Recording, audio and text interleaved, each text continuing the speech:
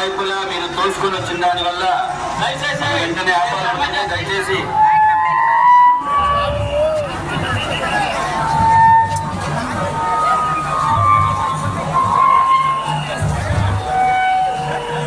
అయ్యా ఇక్కడ రెండు డ్రోన్లు ఉన్నాయి.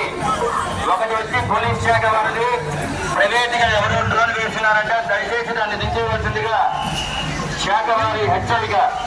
దయచేసి డ్రోన్ ప్రైవేట్ వ్యక్తులైతే దయచేసి దించవలసిందిగా ప్రార్థన. పోలీసు వారి హెచ్చరిక. శుభం పోయారు రంగనా